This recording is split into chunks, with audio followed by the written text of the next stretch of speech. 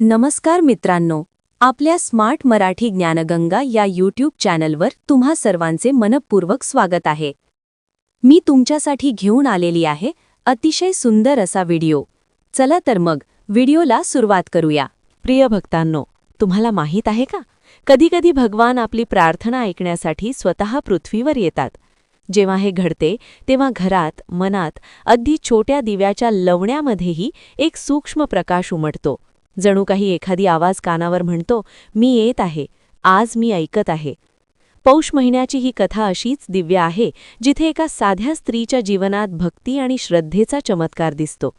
ही कथा इतकी नैसर्गिक आहे, जशी सकाळची पहिली उन्हाची किरणं आणि तसेच खऱ्या प्रेमाने भगवान विष्णूचं पवित्र नाम.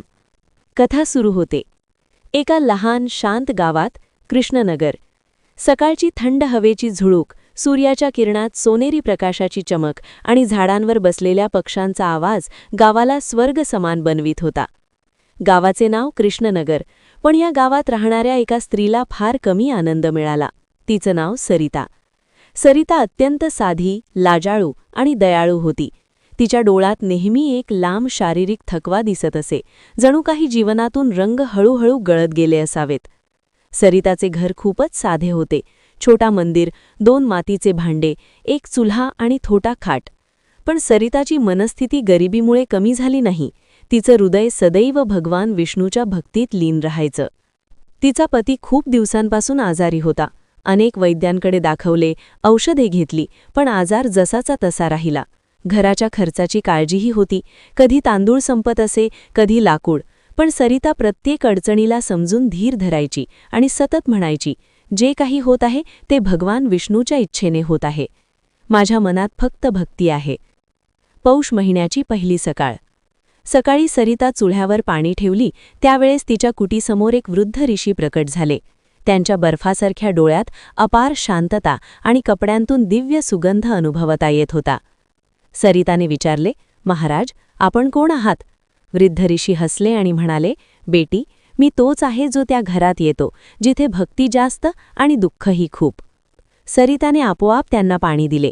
ऋषी घर पाहून म्हणाले, बेटी, तुझ्या आयुष्यात दुःख खूप आले आहे, पण या पौष महिन्यात तुझ्या जीवनात भाग्य बदलणार आहे. सरिताने विचारले, कसे महाराज? ऋषी म्हणाले, भगवान विष्णूची एक दिव्य कथा आहे, जी जर मनापासून ऐकली गेली तर दुःखाचे ढग हलके होतात आणि जीवनात आशेचा प्रकाश उजळतो. सरिताच्या मनात आशेची एक छोटीशी लव जळू लागली. ऋषी म्हणाले, तुला शत्रू, भक्ती आणि विश्वास यांचा दीप कायम जळवायचा आहे. सरिताने मनाशी ठरवले आणि पूर्ण श्रद्धेने कथा ऐकण्यास सुरुवात केली. सरिताची दया आणि भक्ती.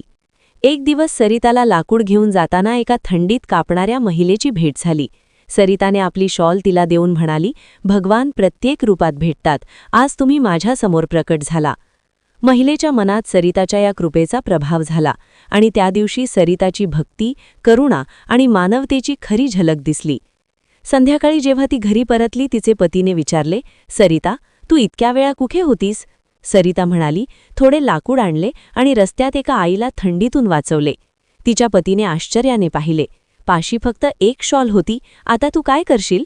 सरिता हसून म्हणाली, ज्याच्याकडे देण्याचे मन आहे त्यासाठी भगवान स्वतःच व्यवस्था करतात. त्या रात्री वृद्ध ऋषी पुन्हा आले. त्यांनी आशीर्वाद दिला, बेटी, तुझ्या करुणेची ऊर्जा थेट भगवान विष्णूपर्यंत पोहोचली आहे. कथा ऐकण्यापूर्वी ईश्वर मनाची परीक्षा घेतात. तुझी परीक्षा सुरू झाली आहे. 7 दिवस सात्विक मनाने भक्ती, सत्य आणि धैर्याचा दीप जळा. सरिताने चरणस्पर्श करून आशीर्वाद घेतला. तिच्या मनात आशेची आणि विश्वासाची लहर उमटली. दिव्य दर्शन आणि चमत्कार. 7 दिवस भक्ती करतानंतर दिव्य अनुभव झाला. दिवा जळला, त्याची लखलखाटी वाढली. भगवान विष्णू स्वतः सरिताच्या घरात दर्शन दिले. 4 भुजांचे, कमळ समान आसन, पीतांबर वस्त्र आणि शांत स्मितहास्याने भगवान विष्णू दिसले. सरिताच्या पतीच्या आजारपणात सुधारणा झाली. घरात सुख, शांती व समृद्धी भरली. सरिताची श्रद्धा फळली आणि ती विश्वासाने म्हणाली, कथा ऐकणारा मी नाही, कथा ऐकणारा भगवान विष्णू आहे. गावात एक नवीन परंपरा सुरू झाली. पौष महिन्यात प्रत्येक घरात विष्णू कथा ऐकणे, ज्यामुळे सर्वत्र भक्ती, आनंद आणि शांती पसरली. कथा सांगते काय? जीवनात दुःख येते, पण भक्ती, धैर्य आणि करुणा ठेवणाऱ्या व्यक्तीवर भगवान विष्णूची कृपा नेहमी पडते. कथा फक्त शब्द नाही, ती जीवन बदलू शकते. ज्याच्या मनात दीपक उडत नाही त्याच्यावर प्रकाश येतो. सरिताच्या जीवनाने दाखवले की श्रद्धा, भक्ती आणि धैर्य ठेवणाऱ्यांच्या जीवनात दुःख संपते आणि सुखशांती कायम राहते. जय श्री विष्णू. व्हिडिओ आवडला असेल तर लाईक करा, चॅनलवर नवीन असाल तर सबस्क्राईब करा. धन्यवाद.